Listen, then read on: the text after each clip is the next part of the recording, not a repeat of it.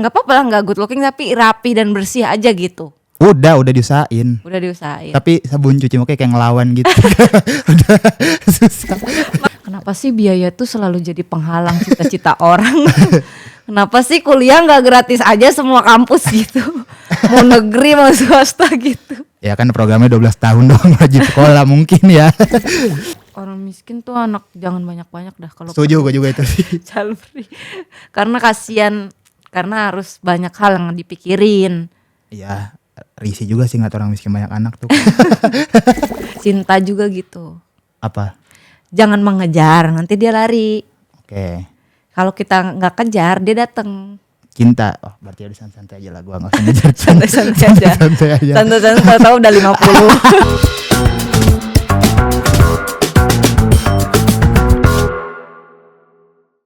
Halo, balik lagi di rumah kamu. Hari ini teman ngopi kedatangan, siapa sih dia nih? Nggak tahu siapa. Dia Gen Z yang nganggur. Gen Z nganggur tapi juga seorang komika. Please welcome Tobias. Hai, halo. Halo, ngapain sih? Nggak tahu gue juga. Jatuh kayak nemu orang di jalan podcast ya. Tobias. Apa kabar Tobias? Sehat kah? Sehat. Gak usah malu-malu, pede aja pede. Malu, gue udah nonton ini episode sebelumnya kayak keren-keren banget orang-orang yang diundang. Ada dokter. Oh, dokter. Ada yang udah masuk TV, kata gue kenapa gue diundang nih, pusing gue. Kan ini kemarin lu ini apa pengen cerita kalau lu pengen child free. Kepikiran child free. Kepikiran child free kenapa? Setelah gue 25 tahun menjalani hidup sebagai orang yang tidak ganteng, berat nyata ya hidup tuh. Tidak ganteng tuh tidak good looking. Yes, tidak good looking. Tapi kan itu kan relatif. Relatif menurut siapa dulu? Maksudnya ganteng kan relatif menurut orang beda-beda. Lu ngerasa lu gak ganteng, Iya. tapi kan belum tentu orang lain ngerasa sama. Tapi kebanyakan ngerasa gue gak ganteng. Jadi gak relatif amat. Maksudnya juga lu kepikiran child free, emang lu pasangannya udah ada? Belum ada juga sih. Orang kepikiran child free kalau udah nikah gitu. Iya Kalau sih. udah ada pasangan kepikiran child free. Lu pasangan aja belum ada mau child free. Nah juga kepikiran biar orang anak sekecil gue tuh ntar gak ngerasain beban hidup kayak gue gitu. Oh. Emang kenapa beban hidup kayak lu? Dia dari kecil aja udah ngerasain dibully, diremehin gitu-gitu kan, jadi kayak kasihan gue mikirnya. Oh, jadi lu gak punya anak takut Dia ngerasain apa yang gue rasain. takut ini ketiplek Iya, kayak takut gitu. takut anak lu wajahnya ketiplek lu. Persis banget takut. Terus ini apa takut dibully karena lu dibully. Betul ngerasain itu. Emang lu gak berdamai Dulu belum berdamai dulu mah. waktu kecil? Iya, waktu kecil belum berdamai sampai berantem kadang gara-gara dibully doang gitu. Dikatain jelek. Banyak lah. Ya dikatain jelek, dimiripin sesuatu yang aneh gitu-gitulah banyak. Kayak gimana dimiripin sesuatu yang aneh? Dimiripin hewan tuh paling sering. Gimana? Kayak dia kayak belalang gitu-gitu tuh. Kayak anak kecil. Waktu itu gue belum ngerti kan. Jadi gue pikir kayak kalau gue punya anak kasihan deh. Anaknya bakal ngerasain ini ntar gitu sampai dewasa. Gitu. Kepikirannya gitu. Emang sampai dewasa lu masih ngalamin itu? Kadang masih ngerasain itu. Tapi kan udah berdamai sekarang. Udah berdamai, cuman masih sering ada ini tahu kepikiran ID, masih sering terlintas kejadian-kejadian gitu di masa lalu yang kayak gitu. Oh, bulian waktu kecil. Iya. Masih suka kelintas. Iya, masih suka kelintas. Tapi lu dendam gak sama orang-orang yang ngebully lu? Enggak sih, sekarang udah nggak dendam, udah santai. Kalau dulu Mungkin iya. karena lu sampai berantem gara-gara dibully. Iya. Kenapa jadi maksudnya orang ngatain lu terus lu pukul? Ngajakin berantem. Nggak tahu, mungkin waktu itu masih emosian kali ya. Masih gampang baper mungkin waktu itu. Iya, maksudnya kan kalau katain balik aja, ngapain Ya, berantem? dulu kan belum kepikiran itu, belum seberani itu buat ngatain. Oh, Malah berani langsung nunjukin aksinya aja gitu. langsung ngaku Iya. bapak gue polisi gitu. Gue tentara gitu. Iya, pasti gitu tuh kalau Iya. anak-anak yang sering dibully ngaku Iya. langsung gitu tuh. Padahal bukan siapa-siapa bapak. Iya kayak gitu. Tapi oke lah, lu udah berdamai sama lu yang ngerasa lu nggak good looking. Iya. Tapi kan sekarang udah banyak hal supaya kita bisa good looking. Contohnya? Lunya nggak mau kali. Contoh, maksudnya gimana dah? Lu mandi nggak? Mandi mah pasti. Kan ada tuh facial wash, Iya. body wash, terus ada perawatan rambut, terus juga ada masker wajah gitu-gitu kan ada upaya untuk kita supaya terlihat nggak apa-apa lah nggak good looking tapi rapi dan bersih aja gitu. Udah diusahain. Udah diusahain. Tapi sabun cuci muka kayak ngelawan gitu. Udah susah. Maksudnya ngelawan kayak nggak sesuai iklan ya? Iya, kayak udah beberapa kali make gitu tapi kok hasilnya nggak kelihatan. Beberapa kali ya harus rutin lah setiap hari. Mungkin itu kali ya. Iya, gue dulu juga parah banget. Gue kan di jalan kan, Iya. geseng muka gue hitam. Cuman kan lama-lama pas di rumah terus sering-sering cuci muka, ada sunscreen, ada gini-gini. Nah itu tuh gue pakai. Ternyata good looking tuh diusahakan tahu. Proses berarti ya. Proses. Lu nggak tiba-tiba orang langsung cakep, kecuali keturunannya udah kayak udah berkulit putih terus hidung mancung ini. Itu udah itu mah genetik lah. Ya. Tapi kalau orang-orang yang nggak punya keturunan genetik yang good looking ya kita mengusahakan lah. Iya sih benar, tapi susah kayaknya deh. Gua udah coba berapa kali soalnya. Solusinya lu usahain bukan child free. Berarti dari gue dulu. Dari lu dulu. Cuman ini apa ya? Atau enggak lu kawin silang. Sama apa? Kawin silang gimana maksudnya? maksudnya memperbaiki keturunan. Oh, Misalkan oke. lu sama Chinese atau sama bule gitu loh. Langsung itu ya caranya ya. Iya, kan ini apa namanya keturunan kan dari dua belah pihak, nggak tiplok dari bapaknya doang. Cuman kalau gue pun perawatan kan gue masih sering ini di jalan juga. Sunscreen, makanya kalau kemana-mana tuh ada sinar UV kan, itu matahari. Biar kita nggak geseng banget kulitnya itu kalau kemana-mana pakai sunscreen. Terus pas udah pulang ke rumah bersihin muka lagi, pakai facial wash gitu-gitu. Cara gitu berarti ya. Iya. Berarti gue yang belum ngulik ini caranya tahu Atau bersihin. enggak oplas. Mahal tahu oplas mah. Oplas mahal. Iya, tapi janganlah yang kayak gitu-gitu, udah jangan kayak gitu. Nggak asli jadi nggak asli ya. Mendingan bersih aja lah, nggak apa-apa tahu nggak good looking tapi bersih. Tapi ya sih kata nyokap gue juga, minimal lu pantas aja kelihatan jadi kayak manusia. Sering dibilang gitu, minimal lu kelihatan pantas aja. Emang malu ngerasa lu nggak pantas? Gak tahu ya dari penilaian dia. Kelihatan. Tapi lu udah pernah deket sama cewek belum? Sering, dari dulu juga sering udah deketin cewek mah. Bad boy dong lu. Kaca, nggak bad boy amat. Maksudnya deket yang sampai pacaran gitu. Oh kalau sampai pacaran belum. Itu ketika udah deket nggak tahu, mungkin nggak tahu timingnya kapan harus nyatainnya juga mungkin. Kayak, Tapi emang lu yakin kalau nyatain nah itu dia diterima? makanya itu juga yang keraguan. Itu Tapi juga. seumur ini kan 25 tahun lu hidup sebagai Gen Z kan. Iya, Lu pernah pacaran nggak? belum pernah Pernah nyoba nggak nyoba. buat tembak perempuan? Oh pernah. Apa? Kayak gimana? Ada satu cewek yang pernah gue tembak, jawaban dia ini, kamu terlalu baik buat aku. Kayak kamu terlalu baik buat aku, maksudnya kan gue tampang baik dari mana? Terlalu baik. Iya gue juga gak ngerti itu kan jawaban dia. Oh mungkin lu komunikasi sama dia baik-baik aja gitu, kayak kamu udah makan belum, kamu ini gitu kali, itu yang menurut dia terlalu baik. Mungkin emang gak pernah aneh-aneh sih, gue cuma nanya dia kegiatannya ngapain gitu-gitu doang. Iya, dia nggak tahu kan kalau lu pernah di penjara kan. Enggak. Jangan dibahas-bahas itu. Aturan lu bilang kamu terlalu baik buat aku. Aku udah pernah ditangkap polisi tahu gitu. Udah sering berurusan sama polisi tahu. Iya udah pernah. Nah makanya jadi kan dia nggak ngerasa Iya, lu terlalu baik. Benar mungkin ya. Selain itu ada gak? Banyakan ini lost contact.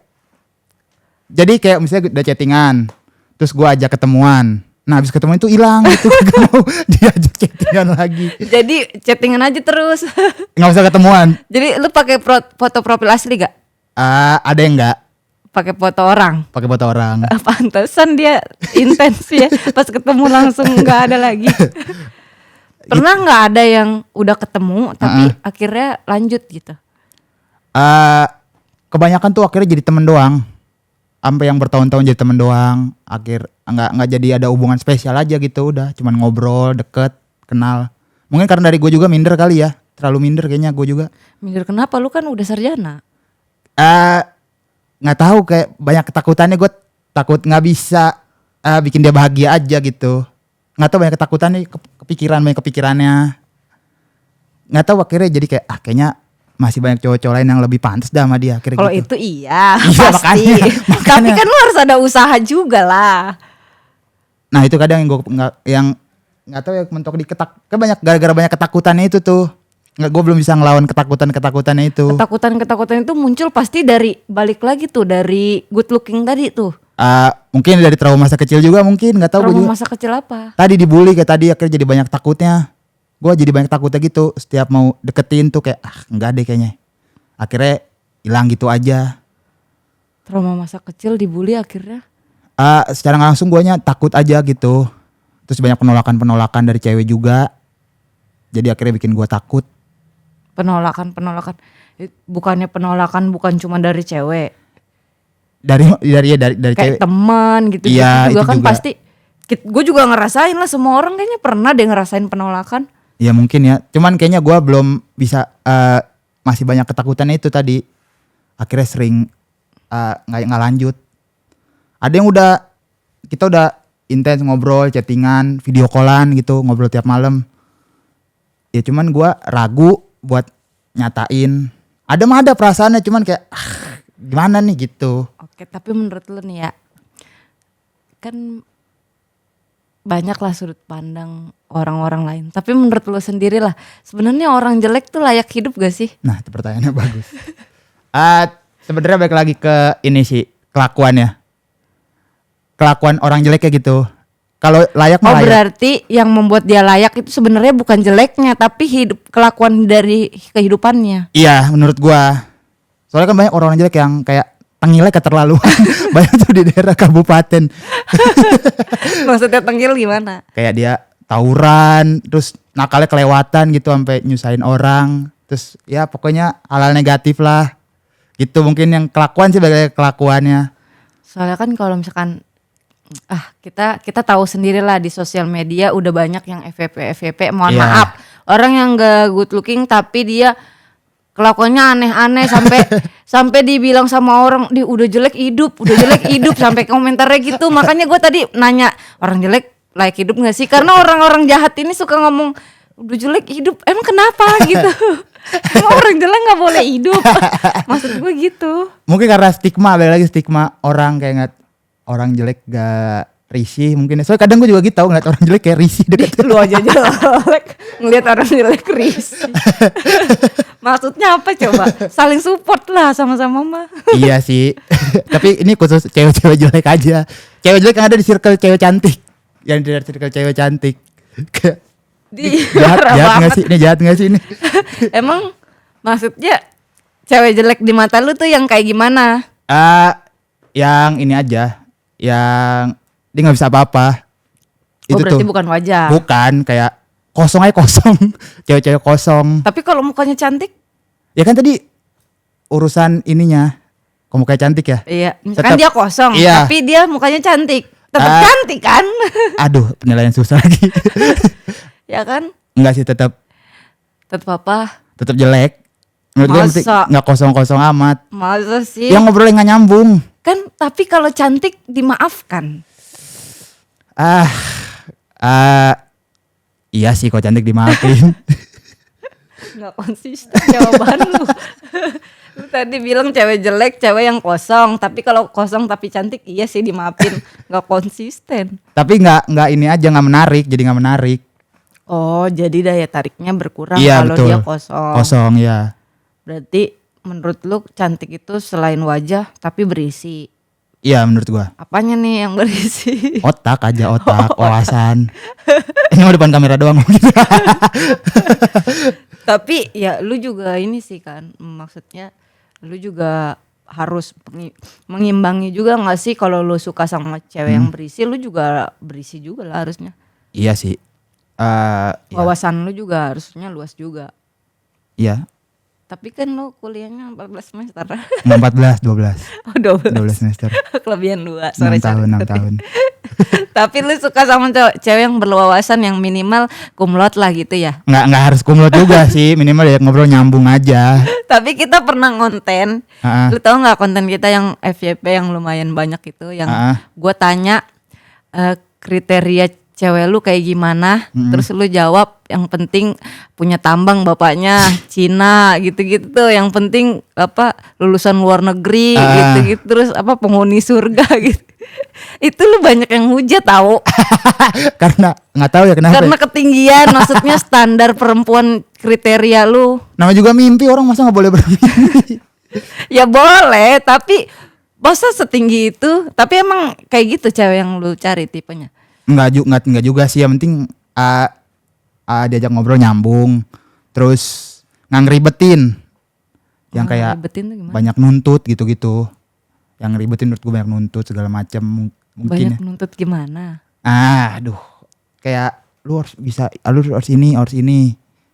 Maksudnya kayak lu tuh, gue pengen ini, lu harus menuhin keinginan gue yang ini, kayak susah gitu, nggak semua cowok bisa kayaknya.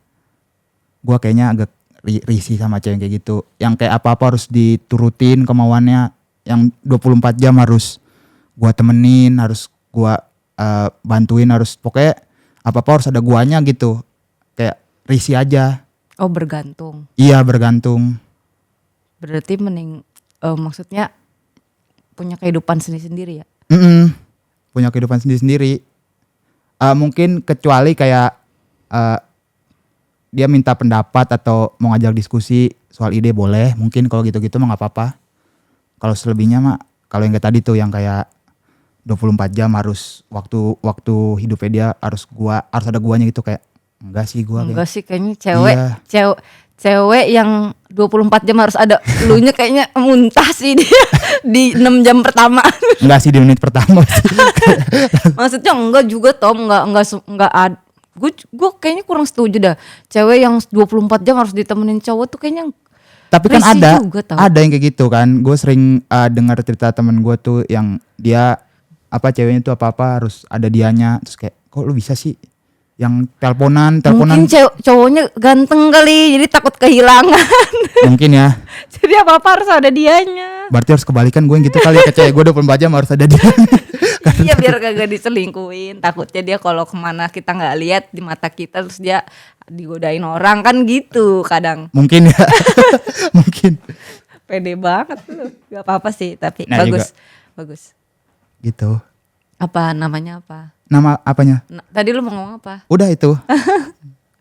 Soal cewek. Terus apa lagi? Soal cewek. Soal kehidupan lu. Kehidupan. Ya pertama kan tadi lu nggak mau punya anak, kepikiran mau child free. Terus kedua lu belum pernah pacaran kan? Sama ini sih, gue ngerasa di 25 tahun itu gue pernah denger ada istilah quarter life crisis. Nyata bener quarter life crisis tuh. Jadi kayak bingung nentuin arah hidup, quarter life crisis tuh. 25 tahun ya? Oh iya betul. Jadi gue lagi sering baca soal itu kan, quarter life crisis, lagi bingung arah hidupnya mau kemana. Gue kayaknya setuju dah, karena gue lagi di fase anjir mau kemana nih hidup gue nih, udah 25 tahun belum tahu arah tujuannya, kayak hilang arah gitu. Mungkin itu juga kayaknya yang gue rasain, selain soal hubungan percintaan ya, soal hidup kayak mungkin itu juga. Maksudnya lu lagi di fase lu lagi nggak bingung mau ngapain, apa tujuan hidup lu? Iya, bingung mau ngapain, terus juga arahnya mau kemana nih ya, gue harus ngapain ya, bingung gitu aja, kayak ngerasa mentok. Kalau cita-cita masa kecil, lu pengen jadi apa waktu kecil? Cita-cita masa kecil, wah berubah lagi. Dulu pernah pengen jadi polisi gue. Tapi kenapa nggak jadi polisi? Lu Lu pernah mencapai ini enggak? Berproses untuk mencapai itu enggak? mencapai jadi polisinya? Pernah, berprosesnya mah kayak latihan fisik, terus belajar, nyari tahu cara gimana, pernah. Kenapa nggak jadi polisi? Kan lu tinggal gampang tinggal ngechat orang halodeck gitu. Kenapa? Apa yang membuat itu tidak jadi? Apa yang buat itu tidak jadi? Tapi lu pernah nggak ikut tes polisi? Belum pernah. Sebenarnya kayaknya gue karena dengar cerita temen gue soal jadi polisi itu, banyak yang gagal kan akhirnya jadi polisi dia, karena banyak faktor lah, kesehatan, terus duit. Gitu ada. Kenapa ngomong duitnya takut-takut? Iya. Soalnya ada gitu aja, oh nyata perlu juga itu ya gitu. Tapi coba aja dulu, siapa tahu lu lolos tes. Kan jadi lebih gampang untuk dapet.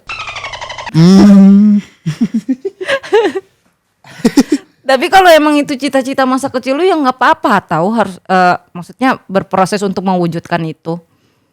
Iya ya mungkin ya. Eh, Sama kayaknya karena gua takut kayaknya buat berproses itu tuh. Terus ngedenger banyak cerita teman-teman gue yang gagal jadi polisi kan akhirnya kayak aduh bisa nggak gue ya, dan akhirnya Nggak apa-apa tahu gagal daripada nggak coba sama sekali. iya ya. Emang lu pengen jadi orang yang melakukan sesuatu langsung berhasil? Gokil sih, keren banget. Maksudnya masa sih lu nggak mau mendapatkan kegagalan, kan itu kan hal yang wajar gagal tuh. Iya ya mungkin ya, kayaknya gara-gara gue belum bisa menerima kegagalan itunya kali ya. Jadi kadang suka gue tuh gampang kepikiran kok gagal tuh. Kayak gagal ngelakuin sesuatu. Daripada nggak coba sama sekali. Iya sih, Nanti pas lu tua, coba gue dulu kayak tes gini-gini. polisi ya, pasti gue sekarang udah jadi Kayak gampang banget, enteng banget mulutnya. Kalau udah ngomong astaga. Enggak, maksudnya gue dukung sih kalau lu jadi, maksudnya jadi apapun yang lu mimpikan nggak apa-apa, gue dukung. Maksudnya di quarter life Crisis. Iya, quarter life crisis ini lu kan berpikir lagi nih, dulu gue waktu kecil mau jadi ini, karena ini nggak bisa, gue ada pilihan lain gitu tuh, bercabang gitu. Gue waktu melewati fase itu juga gue begitu. Nah mungkin kayaknya gue belum mikirin cabang-cabang itu tuh, kadang suka terlalu fokus sama satu tujuan yang ini doang, akhirnya jadi ketika nih gagal nih nggak tahu nih harus ngapain lagi, sering ngerasa mentok gitu akhirnya mungkin ya. Tapi cita-cita lu jadi polisi, tapi lu masuknya sastra Indonesia. Nah itu kan waktu kecil kan gue bilang berubah. Oke, lu berubah nggak jadi pengen jadi polisi, terus ngambil sastra Indonesia. Lu pengen apa itu? Nah dulu kenapa gue ngambil sastra Indonesia, jadi kan gue abis lulus sekolah tuh, gue bingung nih. Gue dapat kesempatan nih di apa ya waktu itu? Dapat kesempatan SBMPTN. Gue dapat negeri, masuk di salah satu universitas negeri.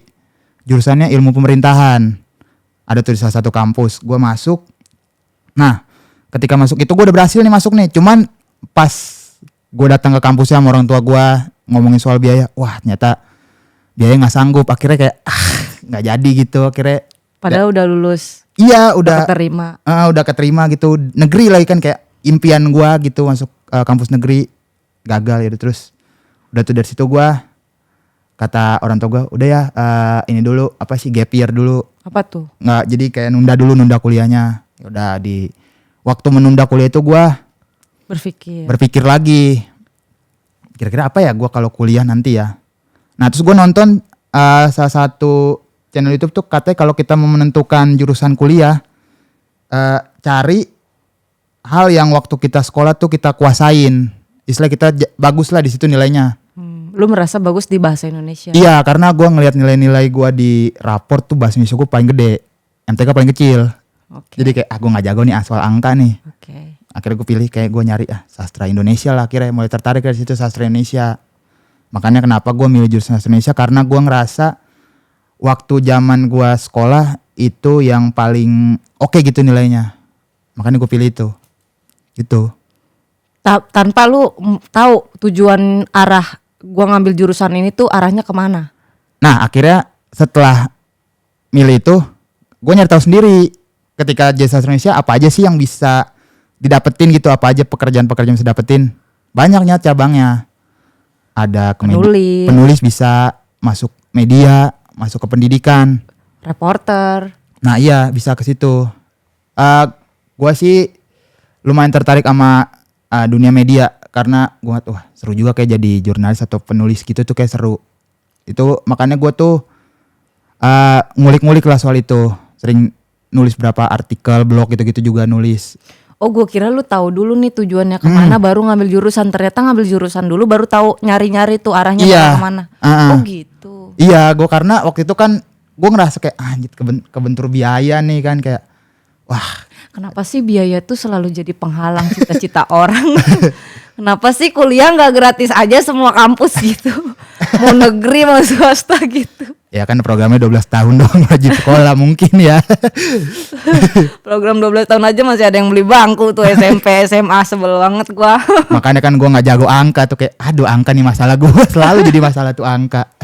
Tapi iya maksudnya kenapa kebanyakan orang tuh terhalang. Lu pernah lihat nggak sih video-video anak yang lulus Hmm. SPM SBMPTN. ya itu terus di videoin sama dia pas lulus negeri pas di terus kan lihat nah terus dia malah nangis kayak ya lulus biayanya dari mana gitu. Iya tahu benar. Gue kayak ya Allah dia udah punya potensi tapi harus nggak bisa karena biaya gitu.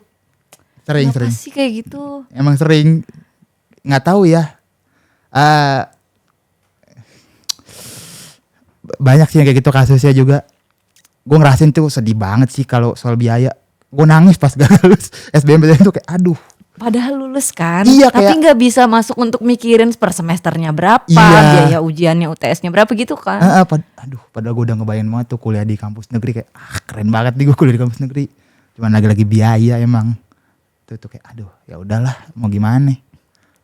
Berarti tapi lu mendukung nggak pendidikan gratis? Ya mendukung lah. Apa Kayak, makan bergizi gratis? enggak sih makan bergizi gratis kayak enggak kayak pendidikan. Apalagi lu child free ya, mau child free ya nanti anak lu nggak makan bergizi gratis. Ya tapi mah nggak bergizi banget juga sih. Di para Pak Prabowo lihat nih dia nih. Aman lah selalu.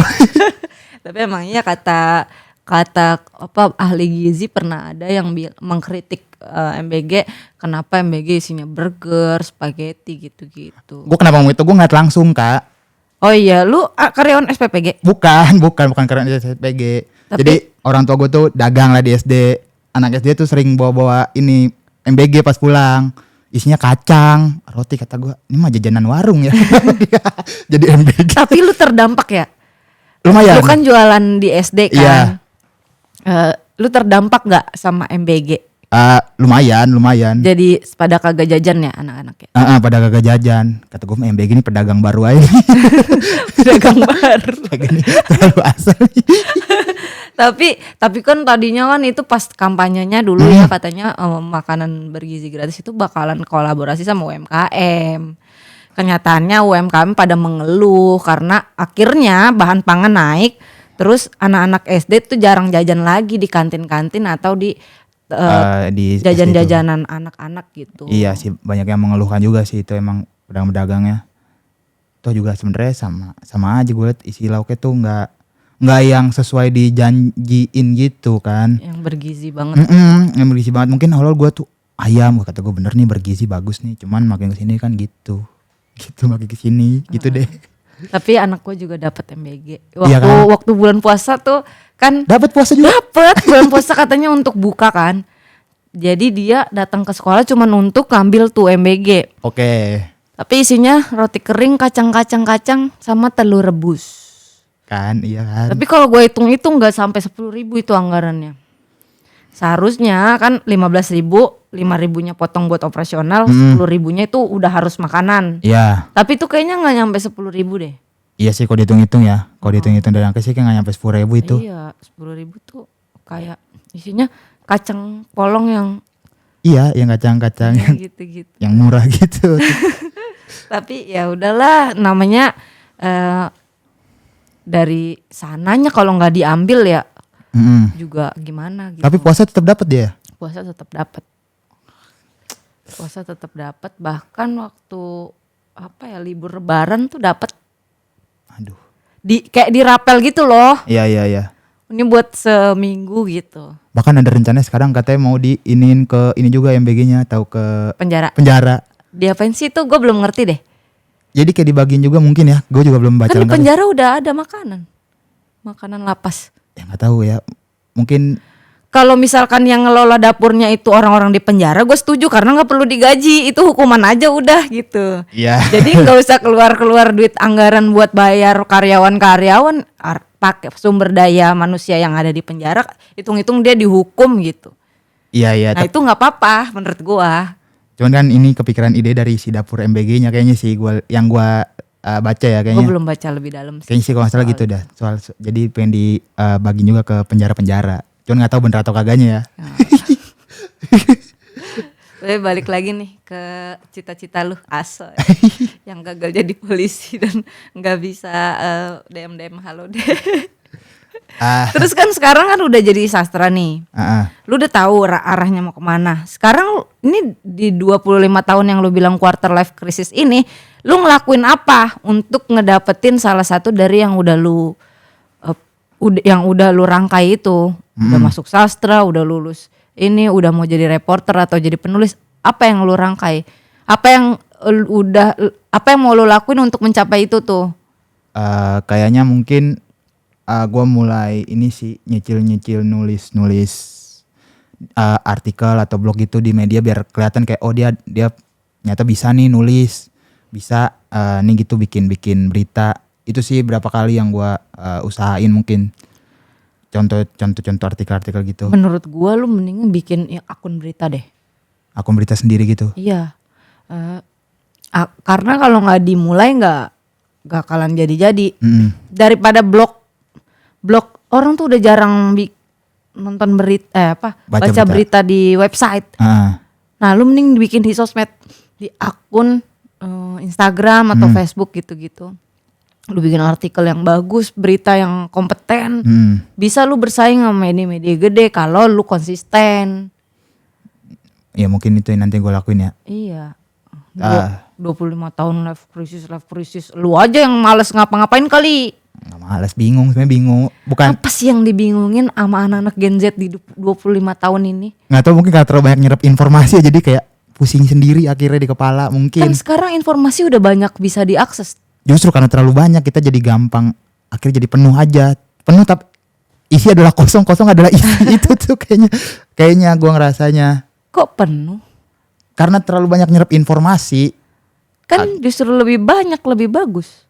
Iya ya mungkin cuman karena output ya mungkin. Jadi dia dapat input ya tapi output ya nggak tahu mau ngapain. Oh. Jadi saya baca berita ini nih, set kepikiran kan. Cuman dia nggak tahu nih baca ini apa ya outputnya. Akhirnya pusing sendiri, bingung. Mungkin sih itu yang gue rasain ya. Ketika gue udah dapet nih banyak informasi, wah inputnya banyak nih yang gue dapet nih. Anjir outputnya apa ya gue gitu. Tapi gue bukan lulusan sastra Indonesia. Tapi gue punya akun media berita. Lu tahu nggak Jubir Warkap?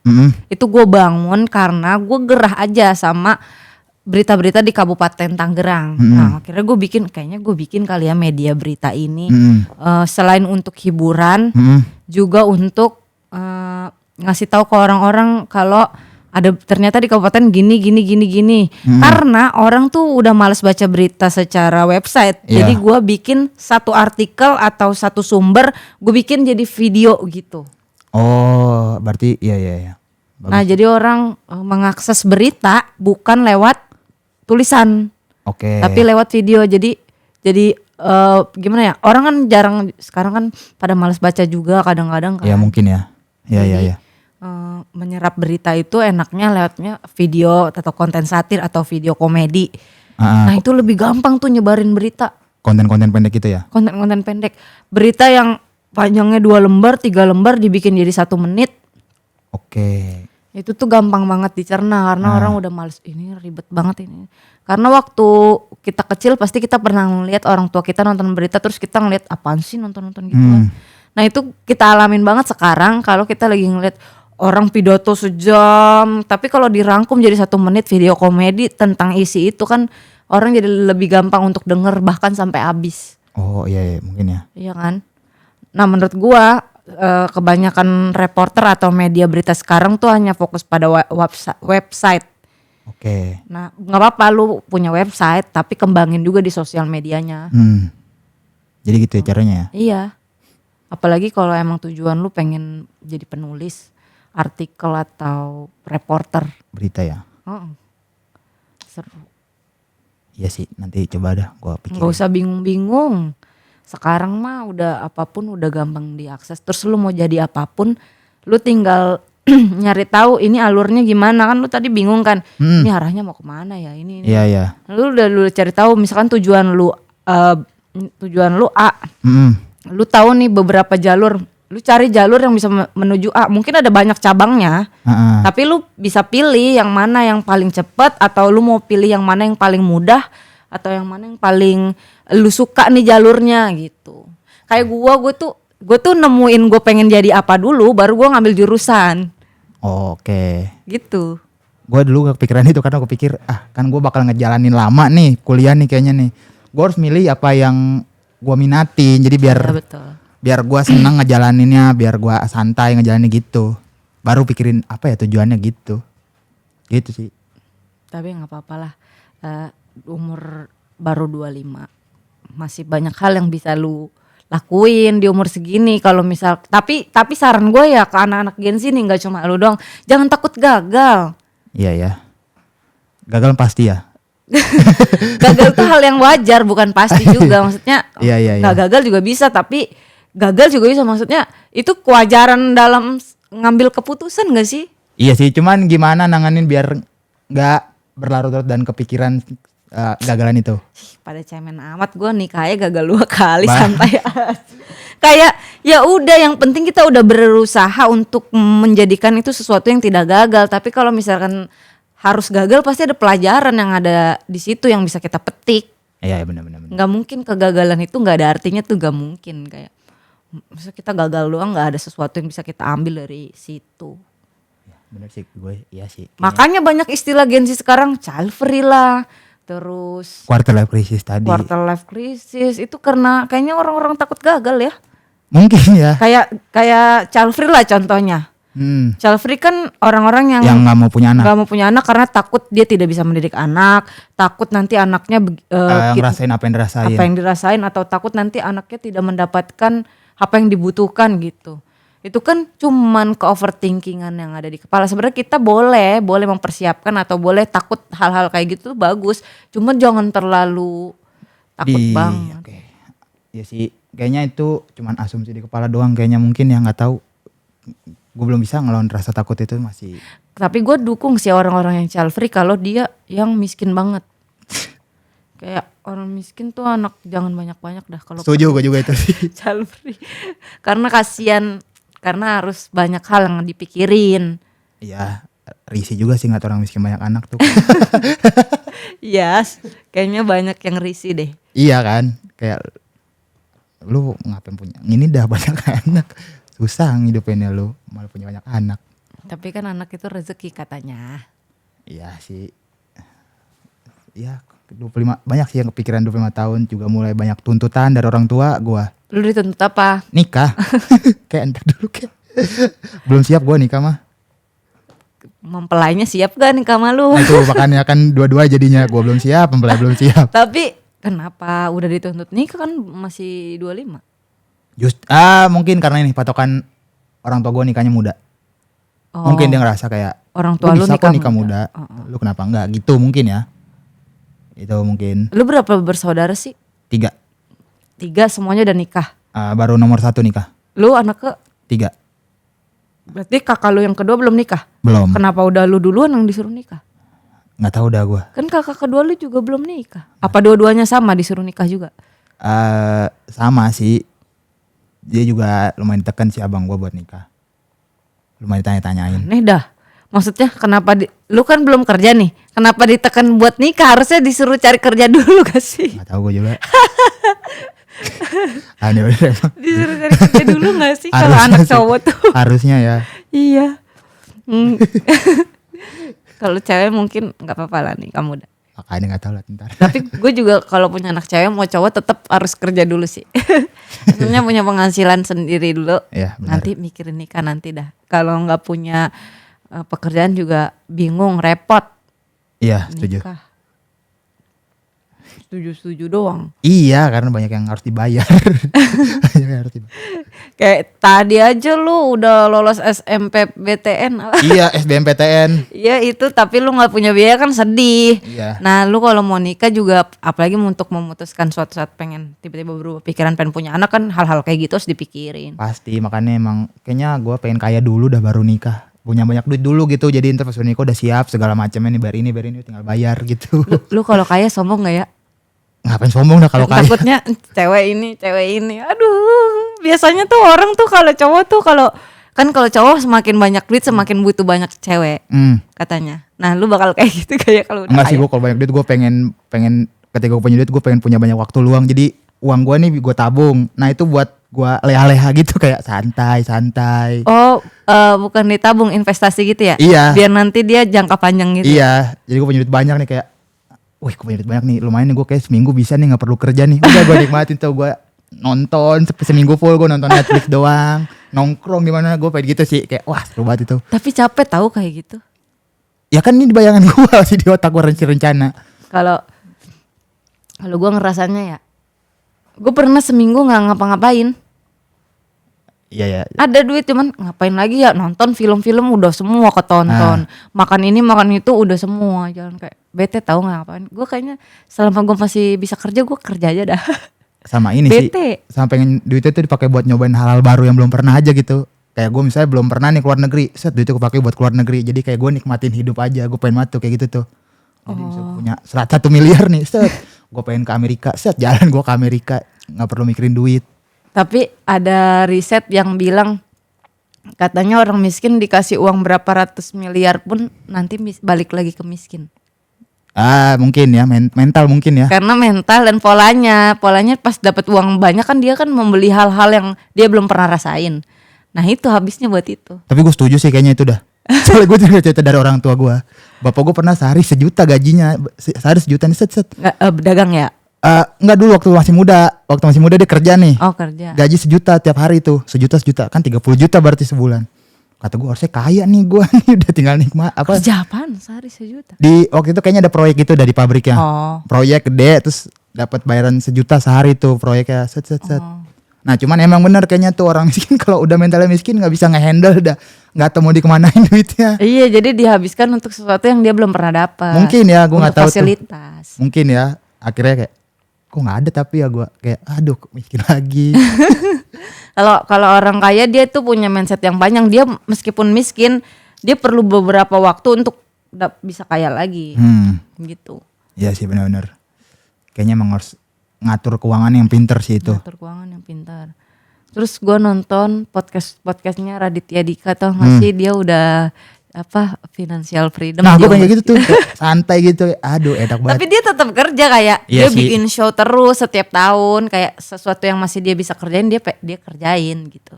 Iya tapi kan dia nggak perlu takut hal-hal di belakangnya gitu. Dia kayak ngelakuin show tapi dia kan tetap bisa ngidupin keluarganya gitu. Dia ngelakuin apa yang dia mau, nah kayak gitu tuh yang kayak seru gitu tuh. Jadi udah nggak usah terlalu mikirin duit, tapi tetap bisa apa gitu kita lakuin. Enak banget tuh, seru banget itu. Tapi hal kayak gitu nggak dikejar dari dia usia segitu deh. Kayaknya dari dia udah muda udah dikejar. Karena dia udah punya tujuan, gue pengen financial freedom di umur sekian gitu. Sama ini sih kayaknya yang bikin dia bisa kayak gitu karena orang tuanya nggak punya utang. Kayaknya mungkin jadi dia udah tinggal nggak perlu biayain keluarganya. Ini mah pikiran gue doang ya setelah ngerasain. Kasian banget ya. Iya mungkin. Anak ya harus bayar uang utang orang tua. Tapi nggak apa-apa loh, itu kan nambahin rezeki kita juga. Iya benar. Kadang ngasih duit ke orang tua malah jadi berlipat ganda sih. Ya kan? Iya. Jangan merasa dibebanin tau. Enggak sih. Kecuali kalau nggak diurusin. Kayak kan ada ya orang tua yang nggak ngurusin anak. Tapi pas anaknya udah bisa berpenghasilan dituntut terus. Padahal dia nggak ada kontribusi yang gimana gitu. Iya. Jadi ini mesin pencetak uang gitu Iya, ya. cuman mesin pencetak uang doang. Itu menurut gue jahat. Kalau misalkan kita diurusin dari kecil, terus kita pas udah punya penghasilan kita kasih orang tua untuk meringankan bebannya, itu bakti aja menurut gue. Bukan generasi sandwich, bukan. Ya, gue juga nggak setuju sih generasi sandwich. Kayaknya emang nggak apa-apa ada berbakti sama orang tua. Tapi orang tua yang kayak gimana dulu? Ya kan? Iya sih. Kan ada orang tua yang kayak gitu, yang udah ninggalin anaknya pas anaknya udah gede, udah berpenghasilan, tiba-tiba datang mengakui kamu tuh anak aku, kamu harus berbakti kepadaku. Itu kayak enggak juga. Baik lagi situ kayaknya harus diobrolin sama orang tuanya dah. Untung orang tua gak kayak gitu. Yang bisa diajak kerja sama aja. Iya, tapi emang gue udah gak ada. Ya, gitu aja. Gue kadang bingung tahu, kayak ini punya uang ya biasanya tuh ini penghasilan banyak-banyaknya, Masya Allah, tabarakallah gitu. Tapi nggak ada emak gue, kayak biasanya tuh gue tuh pulang kerja atau dari mana-mana terus mau dibawain apa, mau makan di mana gitu.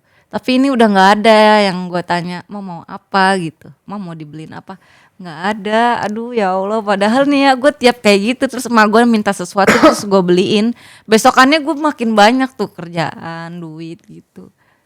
Ya udah lu ini aja wujudin cita-cita nyokap lu yang belum terwujud di dunia. Banyak udah gue lakuin. Pertama, emak gue waktu itu pengen makan all you can eat. Terus gue waktu itu sangat tidak ada uang. Terus tapi gue pernah bilang nanti ya kalau ada rezeki kita makan. Emang guanya keburu kagak ada. Akhirnya gue ngajak orang-orang, gue traktir buat makan itu di all you can eat. Wah gue, keluarga gue pokoknya itu kayak ngebales gitulah. Terus emak gue pengen, gue pernah janjiin emak gue bakal dapet golden ticket suci.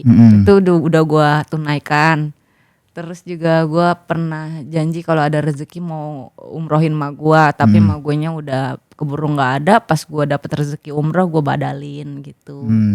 Banyak lah yang gitu-gitu. Gue akhirnya karena gue udah janji gue wujudin, tapi setelah emak gue nggak ada. Kayak emak gue pernah bilang, pengen dah anak ngelihat anak gue punya rumah gitu-gitu. Gue sekarang udah lagi proses punya rumah. Keren. Doain ya. Amin. Ya gitulah. Tapi gue tuh kadang suka nyesek kayak kenapa hal-hal ini terjadi pas emak gue nggak ada ya gitu. Seharusnya dia lihat dan merasakan nih. Dulu pas malu ada, lu nggak ngejar itu kali keinginan ngewujudin cita-cita nyokap lu. Ngejar. Berarti jalannya aja kali ya. Jalannya. Cuman waktu itu kan juga banyak hal kayak COVID, terus nyokap gue sakit, perlu biaya yang besar, tabungan yang sekian habis untuk biaya rumah sakit gitu-gitu tuh. Kayak, tapi setelah emak gue nggak ada, malah tiba-tiba berkelimpahan nih gue. Gue nggak tahu ya, itu hadiah dari Tuhan karena gue sudah mengurusi nyokap gue dengan baik gitu, atau mungkin juga ini hadiah karena doa-doa ibu gue terkabul, terwujud karena dia yang kepengen gue sukses gitu. Bisa jadi kayaknya yang kedua tuh keinginan akhirnya jadi kewujudnya setelah dia nggak ada. Yang sering gitu, sering bercanda dunia mah. Kenapa ya gitu ya? Pas kita nggak mau ngejar ya malah dapet, kita ngejar malah dapet. Tapi itu ada teorinya. Ya kan? Gue baca di The Secret apa Psychology of Money ya. Lupa gue. Pokoknya kita kalau nggak kejar dia datang. Iya kan, iya gitu. Tapi kalau kita kejar-kejar nih, terobsesi nih, dia makin jauh. Kayak kita ngejar nih dia makin lari. Iya. Tapi kalau kita diem dia nyamperin gitu. Makanya gue sering punya cita-cita bodoh gitu. Dulu gue punya cita-cita pengen mati umur 23 malah kagak jadi. Biar apa? Oh biar enggak mati di umur 23. Iya biar gak mati di umur 23 malah nyampe 25. Gue sering. Tapi ya jangan kematian juga lah ya. Berkebalikan gitu, sering berkebalikan gue percaya. Berarti lu cita-cita miskin. Yang terjadi kaya. Oh gitu. Tapi enggak juga begitu maksudnya.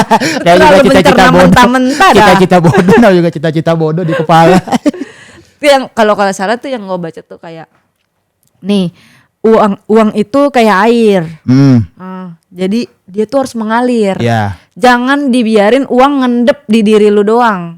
Setuju. Jadi nih kita kalau dapet uang nih, kasih ke. udah kemana-manain kita beliin ini beli itu, kasih ke ini ke sini. Nah itu ntar datang lagi tuh ngalir terus. Kalau kita semakin kita irit-irit, itu semakin banyak pengeluarannya. Iya benar. Semakin tiba-tiba ban bocor lah, tiba-tiba sakit lah, meriang lah, harus ke dokter. Benar. Harusnya ini di save, tapi keluar buat ini. Itu saking pelitnya. Ngasih yang paling berasa tuh ngasih ke orang tiba-tiba kok bisa dapat juga kita nih, mungkin karena ngasih ke orang kali ya gitu. Kayaknya ngasih tuh setuju tuh yang ngasih ke orang. Karena mengalir kan. Orang tuh energinya tuh kayak air, dia tuh harus terus mengalir. Kayak keran gitu, kalau dibuka semuanya kena tuh.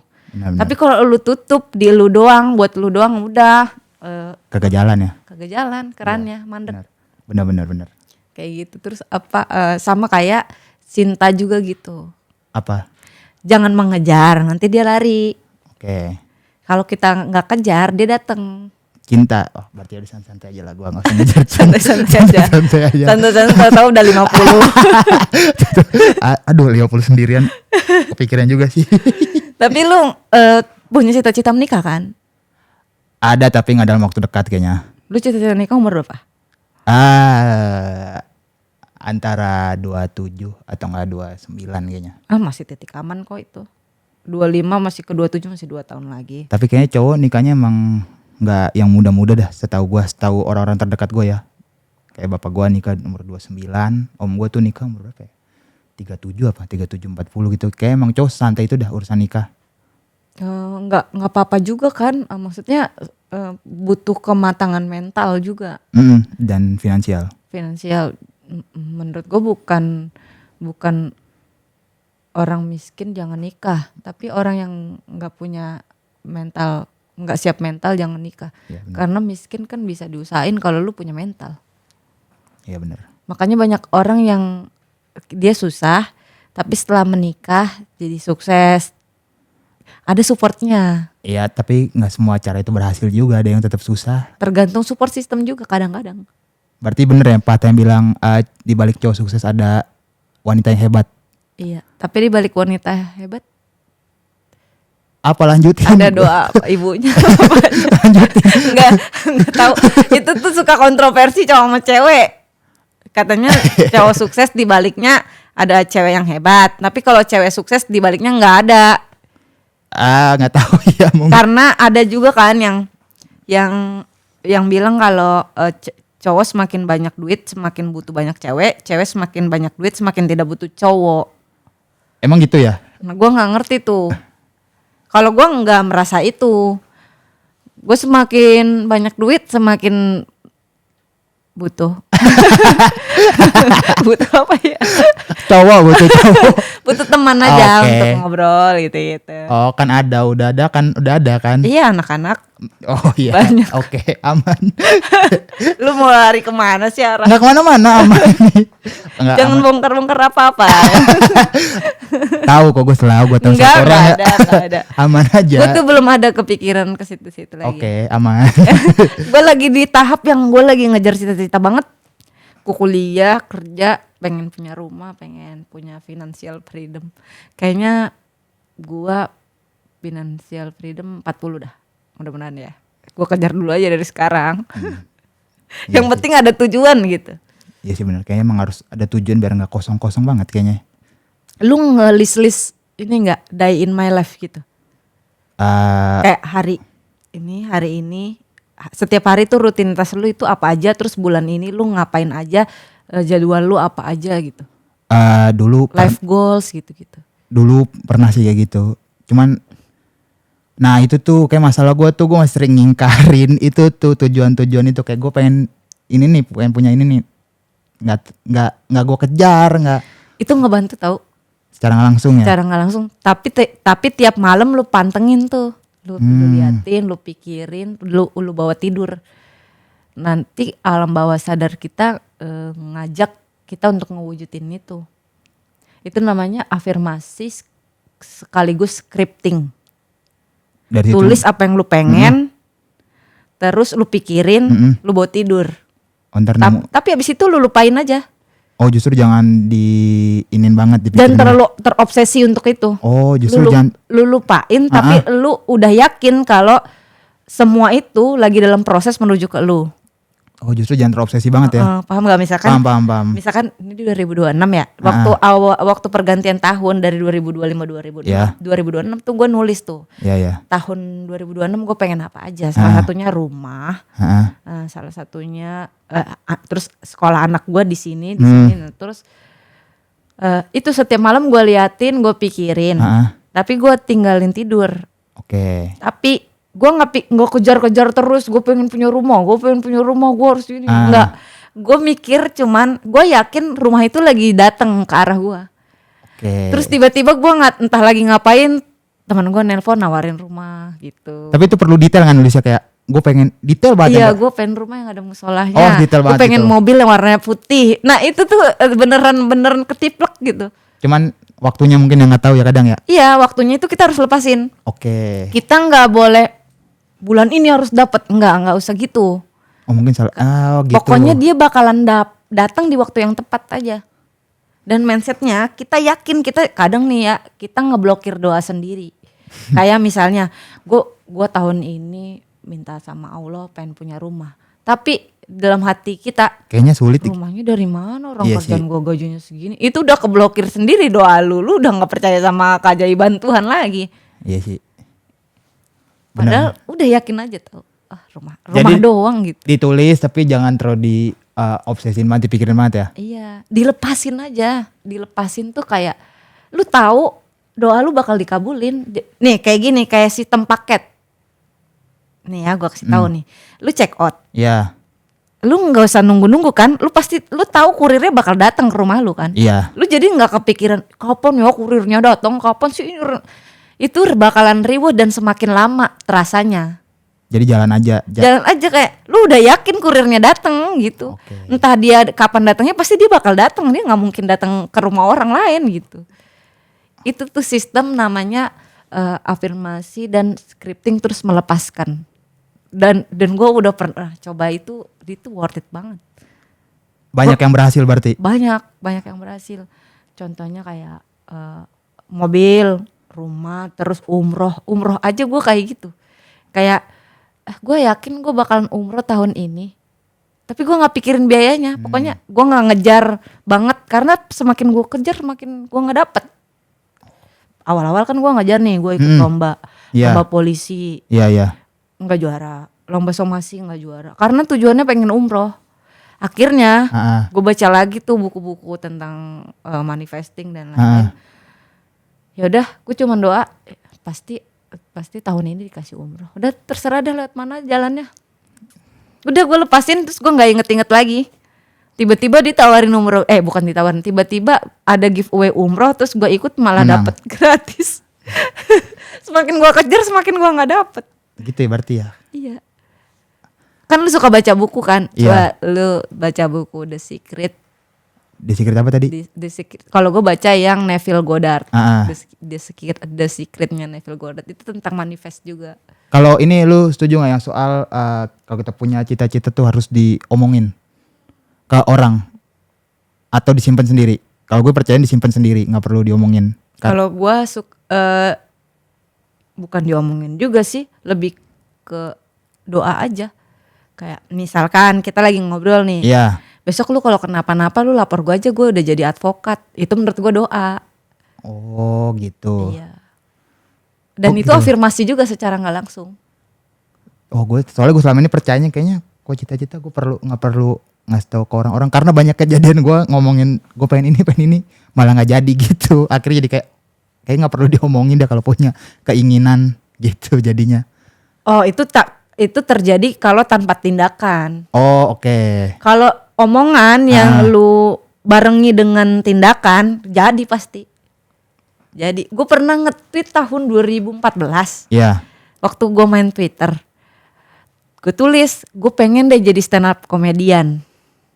Terus 2017 apa 18 gue udah masuk Suca.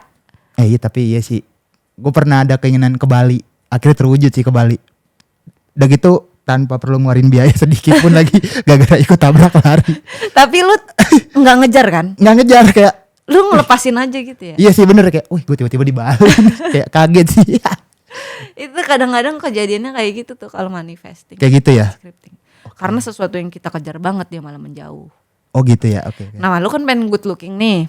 Berarti gak usah dikejar-kejar banget. Nggak usah dikejar banget, tapi lu Berusaha. kayak berusaha aja, tapi lu nggak usah yang kayak gimana. Oh, gua harus mancungin hidung, gua mau ke Korea, gua mau ke Thailand, gitu. Gak gitu banget sih Nggak juga. usah. Gak seambisi itu juga sih gue. Nggak usah. Kayak santai aja. Benar. Tapi juga nanti lu bakalan good looking di mata orang yang tepat kok. Asik deh. Terima kasih udah nonton Rumah Kamu. Ditutup dengan kata-kata bijak hari ini.